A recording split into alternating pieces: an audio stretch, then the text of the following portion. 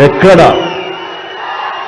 కళాకారులు గౌరవించబడతారో సన్మానించబడతారో ఆ రాజ్యం సుభిక్షంగా ఉంటుంది, చల్లగా ఉంటుంది అన్నది మన పెద్దలు చెప్పిన మాట. ఈ రోజున ఈ పౌర సన్మాన సభ చూస్తుంటే, ఇంతమంది వేల మంది తరలి వచ్చేటువంటి సభ చూస్తుంటే, ఇంత పద్మ పురస్కారాలతో ఇంతమంది కళాకారులకు గొప్ప వ్యక్తులకు ఇక్కడ సన్మానం జరుగుతుంటే నాకు అది అక్షర సత్యం అనిపిస్తుంది. అలాగా అది గుర్తుకొచ్చేలాగా ఉన్నటువంటి ఈనాటి ఈ సభ తెలంగాణ రాష్ట్ర ప్రభుత్వం పద్మ అవార్డు గ్రహీతలకు ఇలా గౌరవిస్తున్న ఈ సభలో ముఖ్య అతిథిగా విచ్చేసినటువంటి మా మిత్రులు గౌరవనీయులు శ్రీ రేవంత్ రెడ్డి గారికి, మరొక సోదర సమానులు ఉప ముఖ్యమంత్రి బట్టి విక్రమార్క గారికి, ఈనాటి ఈ సభాధ్యక్షులు జూపల్లి కృష్ణారావు గారికి, మా సినిమాటోగ్రఫీ మినిస్టర్ కోమటిరెడ్డి వెంకటరెడ్డి గారికి, మరొక మిత్రులు మంత్రివర్యులు పొంగులేటి సుధాకర్ గారికి, శ్రీనివాస్ గారికి, ఇక ఇతర పెద్దలకు, అలాగే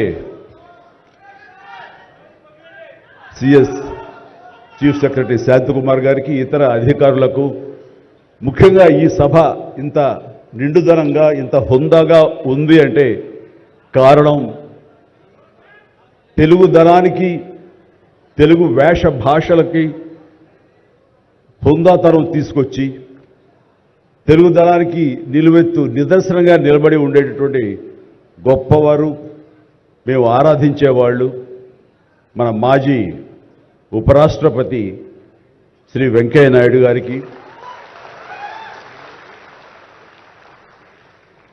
ఇక్కడ విచ్చేసినటువంటి ఆహ్వానితులకు, కళాభిమానులకు, సినీ అభిమానులకు, నా అభిమానులకు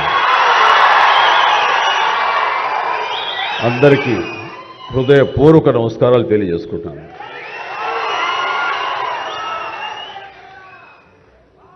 నాకు నిజంగా మా ఇంట్లో అడిగారు, పద్మ విభూషణ్ అవార్డు అనౌన్స్ చేయగానే చాలా ఆనందంగా, ఎంత ఆనందపడుతున్నారు ఏంటంటే, నిజంగా పద్మభూషణ్ అవార్డు వచ్చినప్పుడు నాకు ఉన్న ఆనందం అంతా ఇంత కాదు.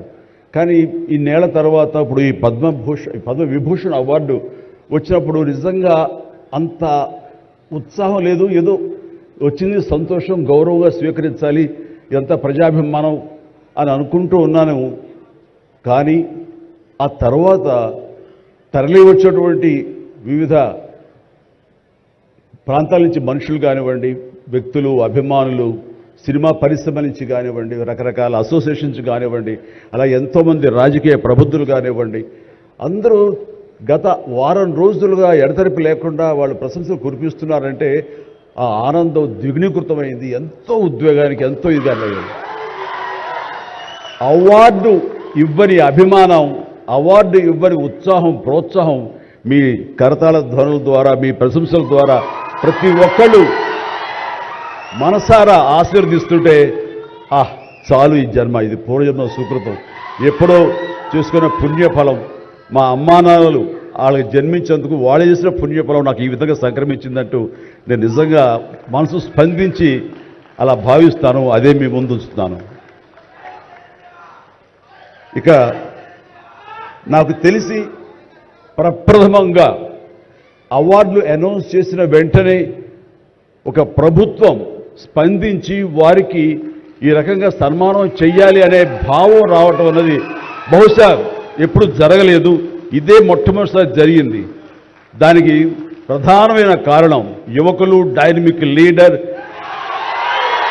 మన ముఖ్యమంత్రి రేవంత్ రెడ్డి గారు, అలాగే వాళ్ళ సహచర మంత్రి వర్యులు, వీళ్ళందరూ అనుకుని, ఒక్కడిగా అనుకుని స్పందించిన మనసుతోటి మన వాళ్ళని మనం గౌరవించుకోకపోతే ఎలాగ గౌరవించుకోవాలి అంటూ అన్నది నిజంగా చెప్తాను. సభాముఖంగా వారికి నా హృదయపూర్వక ధన్యవాదాలు తెలియజేస్తాను. అంటే సన్మానాలకి ఇక్కడ నేనున్నా కానీ మన వెంకయ్యనాయుడు గారు కానీ ఇతర పద్మ అవార్డీస్ కానీ ఎవరు కొత్త ఏం కాదు, వాళ్ళు రకరకాలుగా విధాలుగా వాళ్ళు సన్మానించబడుతూ ఉంటారు. కానీ సరిగ్గా ఇలాంటి సమయంలో ప్రభుత్వం ముందుకు రావడం అన్నది వారు ఈ కళాకారులకి కళలకి వారు ఇస్తున్న ప్రాముఖ్యతకి నిజంగా మనస్సు స్పందించి నేను నా అభినందనలు తెలియజేస్తున్నాను. ఇందులో భాగంగా నిన్న మొన్న ముఖ్యమంత్రి గారు అనౌన్స్ చేశారు, ఇక్కడ నంది అవార్డ్స్ అనేవి ఒకప్పుడు ఇస్తూ వచ్చాము. నంది అవార్డ్స్ అనేది తర్వాత అదేదో గత చరిత్రలాగా అయిపోయి మాకు అందరికీ చిన్న డిసప్పాయింట్మెంట్ ఉంది అంటే ఇరు రాష్ట్రాల్లో కూడా. అరే కళాకారులు ఇంత నెగ్లెక్ట్ చేస్తున్నారు, ఇంత నిర్లక్ష్యపరుస్తున్నారు, ఎందుకు ఉత్సాహపరచట్లేదు? అది పెద్ద గొప్ప విషయం కూడా కాదు అది. అండ్ అది ఇస్తే కనుక చాలామంది చాలా ఉత్సాహం ఉంటుంది, ఆ ప్రోత్సాహంతో మరింత ముందుకెళ్తారు. తద్వారా ఎన్నో సినిమాలు కానీ నాటకరంగం కానీ ఇవన్నీ అభివృద్ధి చెందుతాయి. తద్వారా ఎంతోమందికి ఎంప్లాయ్మెంట్ కానివ్వండి, ఎంతోమంది ప్రోత్సాహం కళాకారులు ఇంకొంచెం రావడం కానివ్వండి. ఆ రకంగా ఈ రోజును చూస్తే కనుక మన సినిమాలు ప్రపంచవ్యాప్తంగా ముందుకు వెళ్తున్నాయంటే అలాంటి ప్రోత్సాహం అలాంటి ఉత్సాహం ఉండబట్టే. సో ప్రభుత్వ పరంగా కూడా అలాంటివి ఉంటే కనుక ఇది మరింత ముందుకెళ్ళడానికి అవకాశం ఉంది. అది గుర్తెరిగి ఈ రోజున ఆ అవార్డులు మళ్ళీ మనం రెజ్యూమ్ చేస్తాం, మళ్ళీ తిరిగి మళ్ళీ ఇస్తామని ఆ నిర్ణయం తీసుకోవటం, దానికి పేరు ప్రజాగాయకుడు. జీవితం అంతా కూడా రెవల్యూషనరీగా మార్పు తీసుకురావాలని ప్రయత్నించే నిరంతర శ్రామిక కళాకారుడు శ్రీ గద్దర్ గారు. గద్దర్ గారి పేరున అవార్డులు ఇవ్వటం అన్నది ఎంతో సముచితం, ఎంతో ఆనందం, ఎంతో ముదాహం. అలాంటి నిర్ణయం తీసుకున్నటువంటి మా ముఖ్యమంత్రి రేవంత్ రెడ్డి గారికి, వారి సహచర్యులకి నేను మనస్ఫూర్తిగా నా హృదయ ధన్యవాదాలు ఈ సభాముఖంగా తెలియజేస్తున్నాను. అండ్ ఇక్కడ నాకు ఈ అవార్డు రావడం ఆనందం, కానీ ఆనందం మరింతగా ఉండటానికి కారణం మేము చిన్నప్పటి నుంచి ఎంతో అభిమానించి ఆయన చూసుకుని ఇన్స్పైర్ అయ్యాం. వారే స్టూడెంట్ లీడర్గా ఉండి జయాంధ్ర కోసం అప్పట్లో స్టీల్ ప్లాంట్ కోసంగా ప్రయత్నం చేసినటువంటి వెంకయ్య నాయుడు గారు. ఆయన వైజాగ్ కాలేజీలో యూనివర్సిటీలో ఆయన స్టూడెంట్గా ఉన్నప్పుడు ఆయన ఇచ్చిన పిలుపుకి ఎక్కడో నర్సాపురంలో ఉండే మేమందరం స్పందించి స్ట్రైక్ చేయడం అనేది జరిగింది. ఆ రోజు నుంచి కూడా మాకు ఒక లీడర్ లాగా, మా నాయకుడిలాగా ఆయన మేము భావిస్తూ వచ్చి నన్ను అలా మేము ఎదిగాం. ఆయన అప్పటి నుంచి అబ్జర్వ్ చేస్తూనే ఉన్నాను. ఆయన వాగ్ధాటికి నేను పెద్ద ఫ్యాన్ని. ఆయన మాట్లాడే మాటలు అలాగా నోరు వెళ్ళగట్టి చూస్తుంటాను. ఇప్పుడు కూడా అదే ఎదురు చూస్తాను. ఆయన ఎంత ఓపికగా మాట్లాడతారో తెలియదు, కానీ డెఫినెట్గా అలరిస్తారంటూ ఎలాంటి సందేహం లేదు. సో ఆ రోజు నుంచి ఈ రోజు వరకు కూడాను ఆయన రాజకీయంగా ఒక హుందాతనంతో రియల్ స్టేట్స్మెన్ ఇన్ పాలిటిక్స్ అన్నది ఆయన నిర్మాణాత్మకంగా అలా వెళ్తూ ముందుకెళ్తూ ఈ రోజున అత్యున్నతమైన పొజిషన్ మాజీ ఉపరాష్ట్రపతిగా ఆయన నిర్వహించి తన బాధ్యతలు చేశారు. కానీ ఆయన ఎప్పుడూ మదనపడుతుంటారు. నాతో కూడా ఆయన షేర్ చేసుకున్నారు. రాజకీయాలు రాను ఇలాగా దుర్భాషలతోటి వ్యక్తిగత విమర్శలతోటి ఇలా దిగజారిపోతున్నాయి చిరంజీవి గారు. ఇది కాదు, ఇది ఆ హుందాతనం ఉండాలి. ఉండి కూడా ఎన్ని సాధించాం మేము. అది ఇదవుతున్నట్టు ఎంత మదన పడుతున్నారంటే వన్ కూర్చున్నప్పుడు ఆయనతో నాతో చెప్పినప్పుడు ఇప్పుడు కూడా అలాగే అయిపోతుంది. అలా అవ్వకుండా ఉంటే బాగుంటుంది అంటే అలాంటి అవ్వకుండా ఉంటే బాగుంటుందన్న ప్రయత్నంలో నేను కూడా మిమ్మల్ని ఇన్స్పిరేషన్గా తీసుకుని నేను వెళ్ళినవాడేనండి. కానీ ఆ ధాటికి ఆ మాటలకి మాట పడటం మాట అనటం ఇది నా వల్ల కాదు, మీలాగనే. కాబట్టి నేటి రాజకీయాల్లో మనం అన్ఫిట్ అంటారా, లేకపోతే మనలాంటి వాళ్ళు ఇలాగా ఎగైన్ ప్రతిసారి ప్రతి చోటని చెబుతూ ఉంటే ప్రజలు వాళ్ళు మోటివేట్ అయ్యి అలా దుర్భాషలాడి రాజకీయంగా వ్యక్తిగతంగా విమర్శ చేసే వాళ్ళని కానీ తిప్పి కొట్టగలిగితే ఖచ్చితంగా మీరు అనుకున్నది నేను అనుకున్నది జరిగి తీరుతుందండి. ఒక వాజ్పేయి గారు ఆ రోజుల్లో స్టేట్స్ మ్యాన్ అంటారు.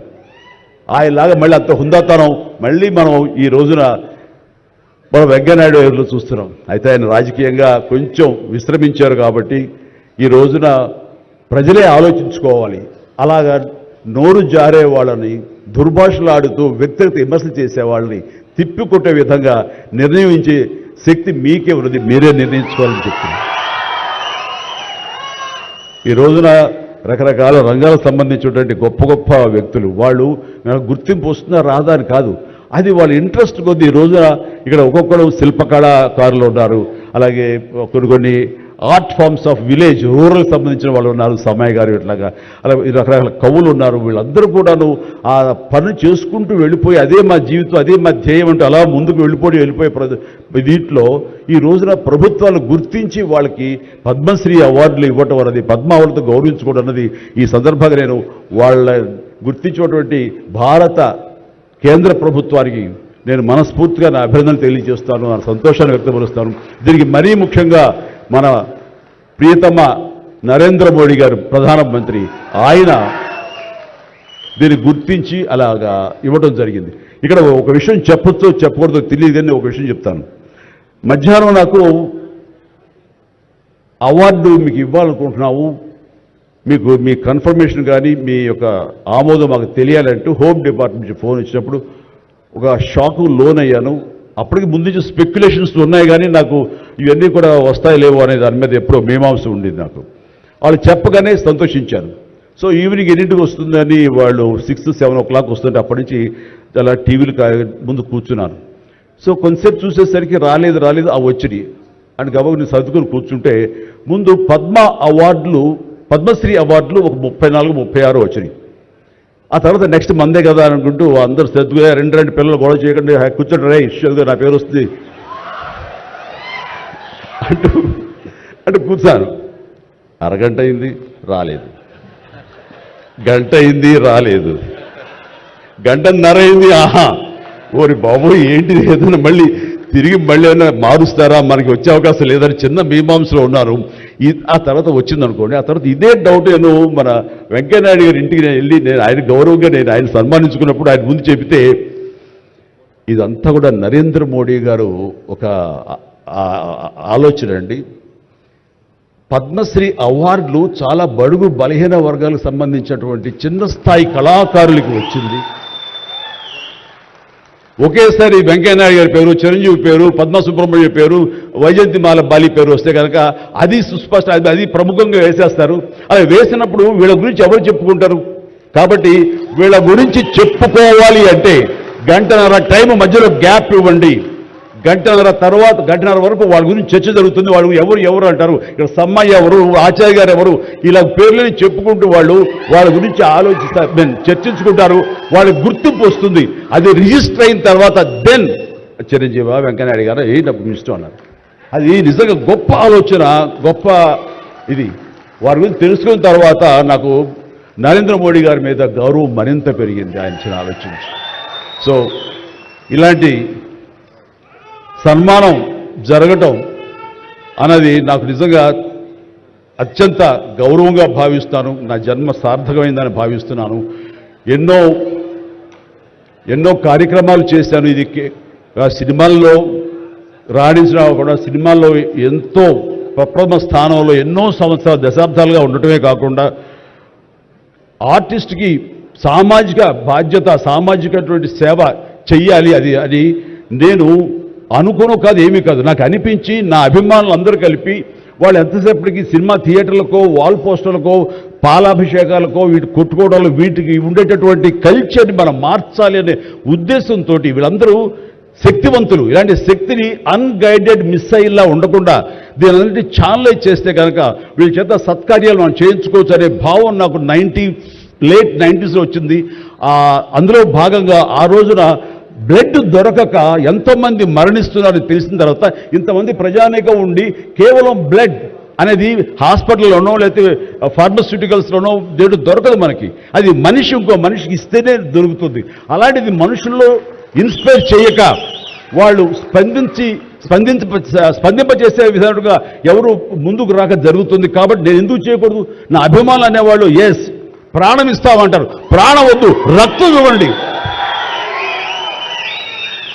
ఇవ్వండి అంటూ నేను 25 సంవత్సరాల క్రితం ఇక్కడ బ్లడ్ బ్యాంక్ పెట్టిన తర్వాత ఈ ఉత్సాహం ఏమైనా పొంగులాగా ఉండి తర్వాత చల్లబడిపోతుందా అని అనుకున్నాను. కానీ లేదు, ఒక జీవనదిలాగా సాగుతూనే ఉంది. ఈరోజు కూడా మీ అందరి ప్రభావంతో ఎక్కడ మంచి కార్యక్రమం కానీ పుట్టినరోజు కానీ శుభకార్యం చేయాలన్న ప్రతి ఒక్కరు రక్తదానం కోసం ముందుకు వస్తున్నారు, రక్తదానం ఇస్తున్నారు అంటే కనుక దానికి ప్రప్రథమంగా నడుం బిగించింది నేను, నా అభిమానం చెప్పలో గర్వంగా ఉంది నాకు ఈ రోజుకి. అలాగే మన కరోనా క్రైసిస్ వచ్చినప్పుడు బయటికి వెళ్ళే అవకాశం లేదు, ఉపాధి లేదు, ఇంట్లో కట్టుబడి ఉండాలి. ఇలాంటి పరిస్థితుల్లో వాళ్ళందరికీ నిత్యావసర వస్తువులకు చాలా కష్టపడిపోతారు అనుకున్నప్పుడు నా ఇతర మిత్రుల సహాయ సహకారాలతోటి నేను పెద్ద ఎత్తున వాళ్ళకి 4 నెలల పాటు మన ఇళ్లలో తినే హై క్వాలిటీ గ్రాసరీస్ నేను వాళ్ళకి అందివ్వడం జరిగింది. అది వాళ్ళు బయటికి రాలేరు, పోలీసులు వాళ్ళు చాలా స్ట్రిక్ట్గా ఇంటికే పరిమితం చేస్తారు, ఏం తింటారు. అప్పుడు నా అభిమానులు నేను ప్రోత్సహించి వెళితే నా అభిమానులు ప్రతి ఇంటికి వెళ్ళి ఆ బ్యాగ్స్ ఇచ్చేవాళ్ళు. అది గొప్పగా నాకు ఎంతో సంతృప్తి ఇచ్చింది. అలాగే ఆక్సిజన్ దొరకని పరిస్థితుల్లో, ప్రభుత్వాలు కూడా చేయలేని పరిస్థితుల్లో, హాస్పిటల్స్ అన్ని కూడా చేతులు తీసిన పరిస్థితుల్లో నేను నా మిత్రుల సహకారంతో, నేను స్వయంగా నా అభిమానులతో వారం రోజుల్లో 32 ప్లేసెస్లో ఈరోజు ఆక్సిజన్ అందివ్వడం జరిగింది. అలాగే కాన్సన్ట్రేటర్స్ ఇవ్వడం జరిగింది. ఇవన్నీ కూడా ఏంటంటే చెయ్యాలని తపనతోటి, బహుశా ఇవన్నీ కూడాను నాకు ఈ రోజున ఈ అర్హత రావడానికి, ఈ అవార్డు రావడానికి నాకు దోహదపడిందేమో అనుకుంటున్నాను. భగవంతుడా ఇంకా నాకు ఈ శక్తి సామర్థ్యాలు ఇవ్వు, ఈ ఆలోచన ఇవ్వు. నేను అవార్డుల కోసం ఎదురు చూడను, అవార్డులు రావాలని కోరుకోను, లేకపోతే చాలు. వాళ్ళ గుండెలు ఉండే ప్రేమ కంటే ఏ అవార్డు పెద్దది కాదు. కాబట్టి ఇలాగా మిగతా జీవితం సినిమాలు చేస్తూనే ఉంటా, డ్యాన్సులు ఆడుతూనే ఉంటా, ఫైట్లు చేస్తూనే ఉంటా, మిమ్మల్ని అలగిస్తూనే ఉంటా. అలాగే ఈ సేవా కార్యక్రమాలు కొనసాగిస్తూనే ఉంటాను. ఇది మీకు చెబుతూ ఈ అవకాశం ఇచ్చినటువంటి తెలంగాణ రాష్ట్ర ప్రభుత్వానికి, మరీ ముఖ్యంగా మా ముఖ్యమంత్రి గారికి, మా ఉప ముఖ్యమంత్రి భట్టి గారికి, అలాగే మా సినిమాటోగ్రఫీ మినిస్టర్ గారికి, మిగతా ఇతర మినిస్టర్స్ అందరికీ నా హృదయపూర్వక ధన్యవాదాలు తెలియజేస్తూ థ్యాంక్ యూ సో మచ్. జై హింద్.